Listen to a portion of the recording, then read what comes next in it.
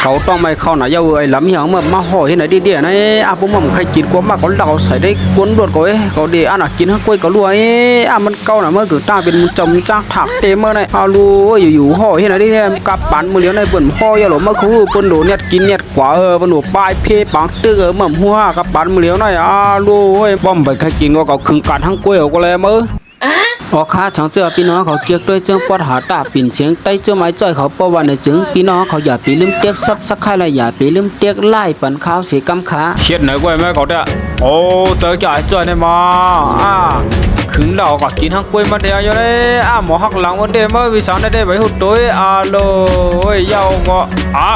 เมื่อละเขาหายกันแล้วหมดเลยหายหมดแล้วล่ะดูเก้าจะได้ขึ้นบ้านหลายๆกันนะก็บังปีละมือละอย่าไปห่อหึงนะได้บ่ห่อหึงนะได้มันเหมือนไหนมันหายไหนเดียวนะไอ้ดำก็บ่จ่อยมึงใครรักยังไงมาบ่นะเลยไอ้ไรฉันก็มาหันจะให้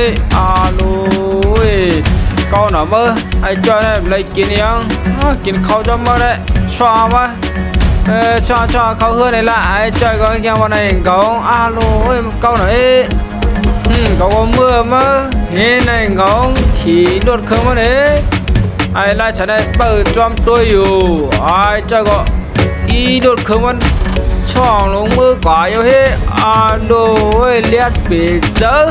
ใครเจอไว้หรอมาช่วยนี่มาเฮ้ยเนี่ยเปิดเดียวนี่มันจะล่าเนี่ยผมขึงการเนี่ยช่วยเนี่ยขึงก้อนงามไอ้ช่วยไปหูตัวมันขี่รถเครื่องลงมาอยู่เฮ้โอ้ยมักเกิดกันไหนวะเฮ้ก็ไม่ได้แล้วฉันมักจำคลองตัวอยู่วะไอ้จ้าเนี่ยเจ็ดลายเนี่ยไอ้เนี่ยลุยเขาคนนึกไก่ลายหมดดำลุยลักษณะกุนลุยเดี๋ยวอันมากินทั้งกล้วยมันว่าลุยกินด้วยกับมาคึกหน่อยหวานปีเจอมาลุยจะไล่กินข้าวโพดให้ข้าวเหี่ยงนะนี่ว่าไหนอะไรจ้อยก็เดี๋ยวอันก็หาซื้อน้ำมาเฮ้ดูไอ้ข้าวเหี่ยงนะเมื่อกินข้าวโพดให้ว่าไหนอะไรฉันได้ก็มาขึงหลักข้าวโพดจ้อยแทงกำหนึ่งยาวเฮ้ดูอะไรฉันได้รักใส่ในถุงเจ๋ไอ้จ้อยได้มันจะไล่นะอยู่ๆก็หลักข้าวโพดไปนะมามือดีหูน้ำมาเลยว่าไหนไอ้จ้อยก็ไปหูตัวมันไปลงกว่าเดี๋ยวอันก็ซื้อน้ำไว้ไอ้ไรฉันได้เดี๋ยวฉันได้ถุงเจเด็ดเตรียมหมดเดียวว่าเฮ้ยรวยเจ้าต้องไปน้ำหน่อยมาขายกายน้ำมั่งเขาเตาเนาะไอ้ไรฉันได้ก็มามั่งเงินนะว่าไหนไอ้เจ้าเอาเงินป่านนี้โอเคไล่ว่าเตาเหลียวปอมาว่าไหน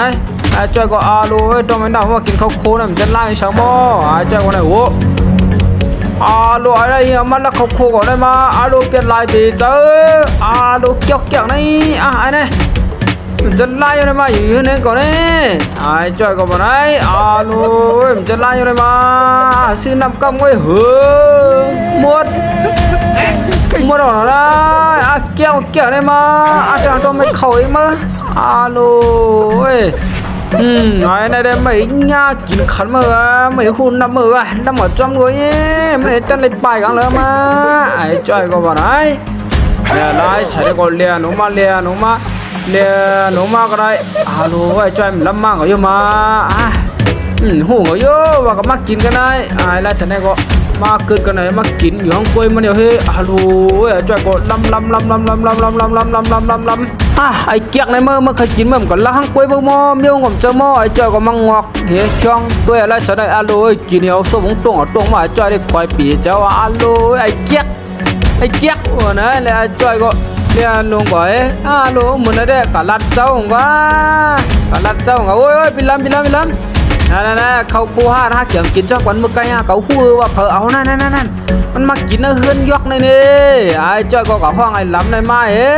นั่นมาต้วยไอ้ในเกียกนะมาฮอดเกี่ยมกินมื้อไกน่ว่าไหนนั่นมันกินทั้งกล้วยมันแล้วส้มตรงมานั่นเขาตรงใหม่เนาะในมาเฮ็ดไหนหาในหม้อโนไอ้ลำว่าไปก็เขาได้ครึ่งกันเลยว่าไหน